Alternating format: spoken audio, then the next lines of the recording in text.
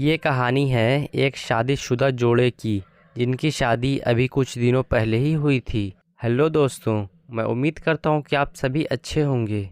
आज फिर से मैं आप सभी के लिए एक कहानी लेकर आ गया हूँ, जिसका नाम है अधूरे हम पूरे हुए तुमसे मिलने के बाद पार्ट 1।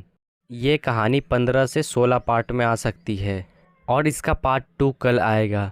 अगर आपको ऐसी ही कहानी सुनना पसंद है तो आप हमारे चैनल को सब्सक्राइब कर लीजिए। तो चलिए आज की कहानी शुरू करते हैं। ये कहानी है एक शादीशुदा जोड़े की, जिनकी शादी अभी कुछ दिनों पहले ही हुई थी और शादी अरेंज मैरिज थी। लड़की का नाम था निकिता और लड़के का नाम था अर्जुन। दोनों की शादी को काफ़ी दिन बीत गए थे, लेकिन वो दोनों अभी तक हनीमून पे नहीं गए थे।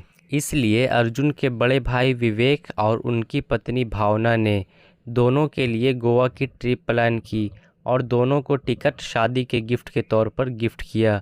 अर्जुन और उसका पूरा परिवार बरेली में रहते थे। अगले दिन निकिता और अर्जुन अपने हनीमून के लिए घर से निकल गए और ट्रेन में सफ़र कर रहे थे। दोनों एक दूसरे के तरफ भी नहीं देख रहे थे, जैसे कि दोनों अनजान हैं और एक दूसरे को नहीं जानते हैं।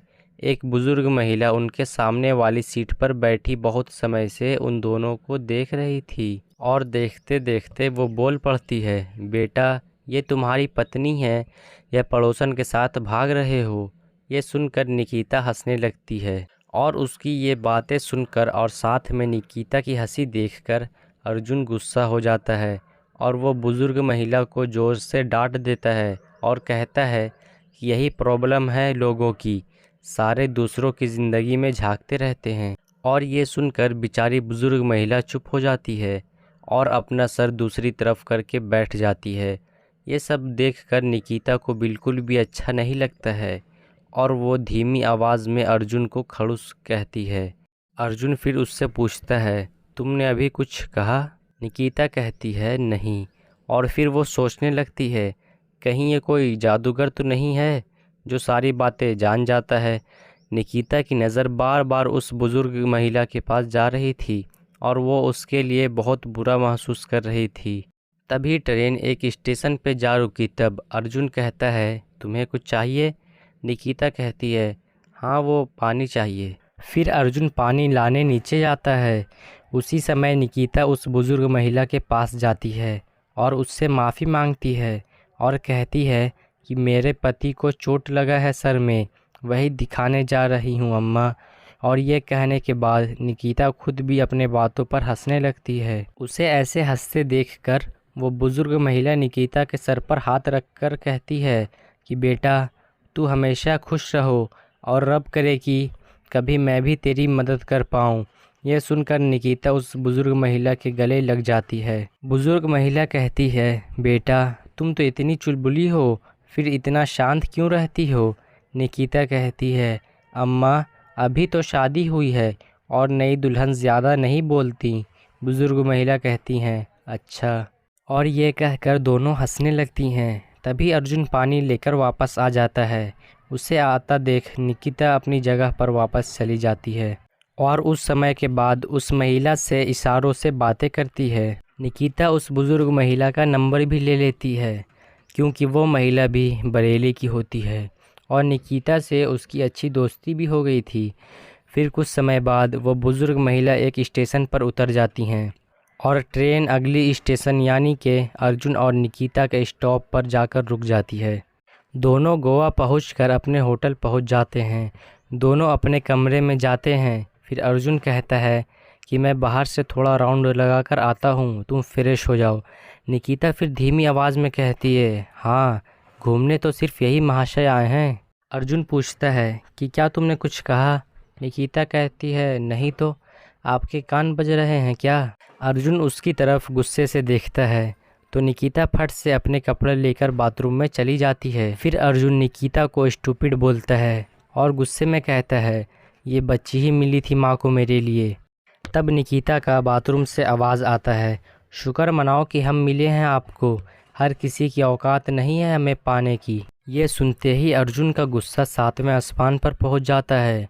और वो गुस्से में वहाँ से चला जाता है। निकिता बाथरूम से बाहर आती है और सारे परिवार वाले से फ़ोन पर बातें करती है।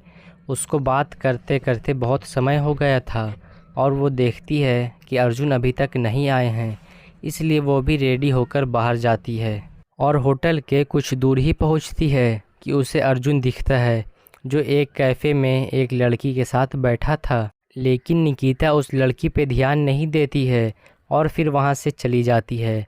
अर्जुन निकिता को देखकर खड़े हो जाते हैं और फिर उसके साथ बैठी वो लड़की भी खड़ी हो जाती है। फिर अर्जुन निकिता की तरफ हाथ बढ़ाकर कहता है कि ये मेरी पत्नी निकिता है, और उस लड़की की तरफ हाथ करके कहता है कि ये मेरी कॉलेज फ्रेंड संध्या है। दोनों एक दूसरे से मिलती हैं। निकिता अर्जुन को देखती है, जो बहुत उदास था। फिर कुछ समय बाद अर्जुन कहता है, निकिता चलो अब चलते हैं, हमें थोड़ा घूमने भी जाना है ना। निकिता अर्जुन को देखते रह जाती है कि क्या ये वही अर्जुन है जो हमेशा गुस्से में रहते हैं। निकिता कुछ नहीं बोलती है और वहाँ से उठ जाती है। फिर दोनों संध्या को बाय बोलते हैं और वहाँ से जाने लगते हैं।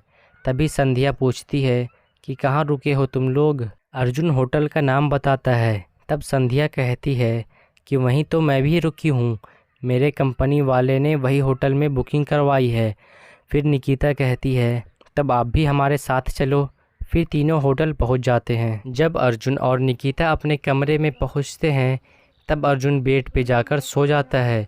फिर निकिता पूछती है कि क्या हम घूमने नहीं जा रहे हैं, लेकिन अर्जुन उसकी बातों का कोई जवाब नहीं देता है। लेकिन जब निकिता दूसरी बार अर्जुन से पूछती है तो अर्जुन निकिता पे ज़ोर से चिल्लाता है और कहता है कि चुप रहो तुम, कहीं नहीं जाएंगे हम लोग, चुप से कमरे में बैठी रहो, समझी।